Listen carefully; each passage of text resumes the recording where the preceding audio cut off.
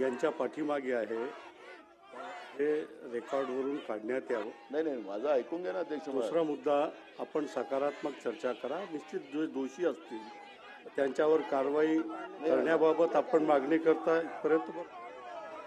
आपण ही सध्याची दृश्य पाहू शकतोय। एकीकडे आपण बघितलं विधान भवनामध्ये नाना पटोले बोलत होते, तर दुसरीकडे नवी दिल्लीमध्ये संसदेबाहेर हे तीव्र असं आंदोलन जे आहे ते काँग्रेसकडून सुरू करण्यात आलेलं आहे। संसदेत जाण्यापासून यावेळेस रोखण्यात आलं असल्याचा आरोपही करण्यात आलेला आहे। या ठिकाणी आपण जर बघितलं तर मल्लिकार्जुन खरगे, प्रियंका गांधी स्वतः या आंदोलनामध्ये सहभागी झालेल्या आहेत आणि या दृश्यांमध्ये आपण बघू शकतोय भाजप आणि काँग्रेसच्या कार्यकर्त्यांमध्ये काहीसा वाद या ठिकाणी झाला असल्याचं आपण पाहतोय। एकमेकांविरोधात जोरदार घोषणाबाजी केली जाते आहे। एकीकडे आपण बघितलं राहुल गांधी यांनी धक्काबुक्कीचा आरोप केला, तर भाजप खासदारांनी देखील धक्काबुक्कीचा आरोप केलेला होता।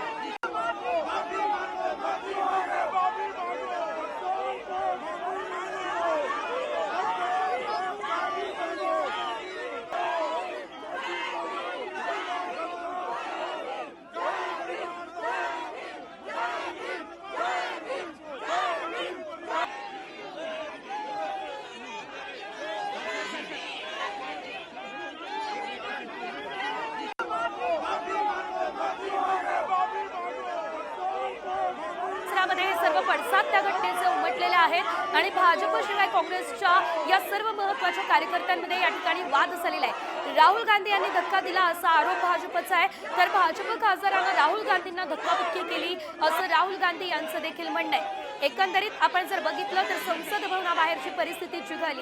अधिकचे अपडेट आमचे प्रतिनिधी प्रमोद जगताप देत आहेत। प्रमोद, आपण बघतोय संसद भवनाबाहेर आता दोन्ही गट एकमेकांसमोर थेट उभे ठाकलेले आहेत। सविस्तर माहिती या संदर्भात प्रमोदकडे जाऊयात, मात्र त्याआधी मोठी बातमी। पंतप्रधान नरेंद्र मोदी यांनी खासदार सारंगींना फोन केलाय। पंतप्रधान नरेंद्र मोदी यांनी स्वतः प्रकृतीची विचारपूस केली आहे। सारंगींकडून संपूर्ण घटनेची माहिती मोदींनी घेतलेली आहे। सारंगी हे तेच आहेत ज्यांनी राहुल गांधी यांच्यावर धक्काबुक्कीचा आरोप केलेला आहे। राहुल गांधींनी धक्का दिला आणि त्यामुळे ते जखमी झाले असल्याचं वृत्त आहे आणि त्याच खासदार सारंगी यांना थेट पंतप्रधान नरेंद्र मोदी यांनी फोन केलेला आहे। थेट जाऊयात आमचे प्रतिनिधी प्रमोद जगताप यांच्याकडे, जे दिल्लीमध्ये। प्रमोद, आपण बघतोय दोन्ही गट एकमेकांसमोर उभे टाकले आणि आता सारंगी यांना देखील थेट मोदींचा कॉल आला असल्याचं कळत आहे। सविस्तर माहिती या संदर्भात सकाळी भारतीय जनता पार्टी आणि काँग्रेसचे खासदार एकमेकांसमोर आलेले होते। राहुल गांधी यांनी धक्काबुक्की केल्याचा आरोप भारतीय जनता पार्टीच्या खासदारांनी केलेला होता आणि त्यावेळी प्रताप सारंगी जे भारतीय जनता पार्टीचे खासदार आहेत लोकसभेतील, ते देखील जखमी झाल्याचं बघायला मिळालं होतं आणि त्यांना RML हॉस्पिटलमध्ये देखील दाखल केलेलं होतं। त्या प्रताप सारंगी यांना आता पंतप्रधान नरेंद्र मोदी यांनी फोन केलेला आहे आणि तब्येतीची विचारपूस देखील केलेली आहे। घडलेली घटना कशा पद्धतीची होती, तुम्हाला जी मार लागलेला आहे किंवा जखम झालेला आहे, डोक्याला जखम झाल्याचा आरोप भारतीय जनता पार्टीकडनं केला गेलेला आहे। जखम सध्या कशी आहे या सगळ्याची सविस्तर माहिती पंतप्रधान नरेंद्र मोदी यांनी प्रताप सारंगी यांच्याकडनं घेतल्याचं आपल्याला बघायला मिळते। खरं तर काँग्रेसकडनं देखील आरोप केला गेलेला होता की आम्हाला संसदेच्या सभागृहामध्ये जाण्यापासून भारतीय जनता पार्टीचे खासदार अडवत होते आणि त्यावेळी धक्काबुक्की झाली होती, अशा पद्धतीचा आरोप काँग्रेसकडनं केला गेलेला होता। प्रामुख्याने जर आपण बघायला गेलं तर भारतीय जनता पार्टी जे केंद्रीय गृहमंत्री आहेत अमित शहा यांनी डॉक्टर बाबासाहेब आंबेडकर यांच्याबद्दल जे विधान केलेलं होतं 2 दिवसापूर्वी राज्यसभेमध्ये, त्याचे हे सगळे निश्चितच प्रमोद त्या विधानाचे पडसाद खरं तर उमटताना दिसतात। तुम्ही आमच्यासोबत असेच जोडलेले राहा। तुर्तास एक मोठी बातमी समोर येते, ती आपण बघूयात। राज्यसभेचे विरोधी पक्षनेते मल्लिकार्जुन खरगे यांचं लोकसभा अध्यक्ष आणि राज्यसभा सभापती यांना पत्र बघायला मिळत आहे। घडलेल्या घटनेची चौकशी करावी अशी मागणी त्यांनी केली। सकाळी भाजप आणि इंडिया आघाडीच्या खासदारांमध्ये धक्काबुक्की झालेली आहे आणि त्यावरून आता मल्लिकार्जुन खरगे यांनी थेट आता हे पत्र पाठवलेलं आहे आणि या पत्रात त्यांनी घडलेल्या घटनेची चौकशी करण्याची मागणी केली आहे। पुन्हा एकदा जाऊया थेट दिल्ली दिल्लीमध्ये आमचे प्रतिनिधी प्रमोद जगताप हे त्या ठिकाणी आहेत. प्रमोद, आता मल्लिकार्जुन खरगे यांनी हे पत्र लिहिलेलं आहे, नेमके काय मुद्दे त्यांनी या पत्रात नमूद केले आहेत सविस्तर? मल्लिकार्जुन खरगे जे राज्यसभेचे विरोधी पक्षनेते आहेत आणि काँग्रेसचे राष्ट्रीय अध्यक्ष आहेत, त्यांनी लोकसभेचे अध्यक्ष ओम बिर्ला आणि राज्यसभेचे सभापती जगदीप धनखड या दोघांनाही पत्र लिहिलेलं आहे. आणि सकाळी जो गोंधळ झालेला होता त्या गोंधळाची सविस्तर चौकशी झाली पाहिजे अशा पद्धतीची मागणी या पत्राच्याद्वारे मल्लिकार्जुन खरगे यांनी केल्याचं आपल्याला बघायला मिळते.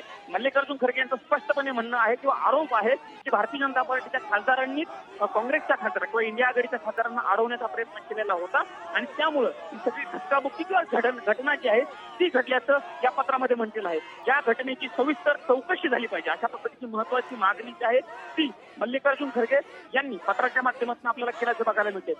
सारंगी, प्रताप सारंगी असतील किंवा भारतीय जनता पार्टीचे आणखी एक खासदार जे आहेत हे दोघं जखमी झाल्याचा आरोप भाजपकडनं गेलेला आहे. त्यांना आरेमल रुग्णालयामध्ये दाखल केलेला आहे. राहुल गांधींनी स्पष्टपणे सांगितलेलं होतं की अशा पद्धतीची धक्काबुक्की झालेली आहे. मात्र ही धक्काबुक्की तेव्हा झाली जेव्हा भारतीय जनता पार्टीच्या खासदारांनी काँग्रेसच्या खासदारांना रोखलं, त्यानंतर ही सगळी घटना घडल्याचं देखील राहुल गांधी यांनी सांगितलं होतं. त्यामुळे बघावं लागणार असं आहे की लोकसभेचे अध्यक्ष ओम बिर्ला नेमके या सगळ्या घटनेसंदर्भात काय कारवाई करतात किंवा कशा पद्धतीने माहिती घेऊन पुढची कारवाई होती हे देखील बघणं महत्वाचं असणार आहे. पण सध्या मल्लिकार्जुन खरगे यांचं महत्वाचं पत्र आपल्याला म्हणावं लागेल. निश्चितच धन्यवाद प्रमोद या दिलेल्या सर्व सविस्तर माहितीसाठी. तर लोकसभा अध्यक्षांना थेट मल्लिकार्जुन खरगे यांनी आता हे पत्र लिहिलं असल्याचं बघायला मिळतंय. काही महत्त्वाचे मुद्दे त्यांनी या पत्रात नमूद केलेले आहेत, जसं की या संपूर्ण घटनेची चौकशी व्हावी अशी प्रमुख मागणी ही मल्लिकार्जुन खरगे यांच्याकडून करण्यात आलेली आहे. मात्र या दोनही घडामोडी अतिशय महत्त्वाच्या आहे, कारण भाजपच्या सुद्धा खासदारांना धक्काबुक्की झाली आहे आणि काँग्रेसच्या खासदारांना सुद्धा.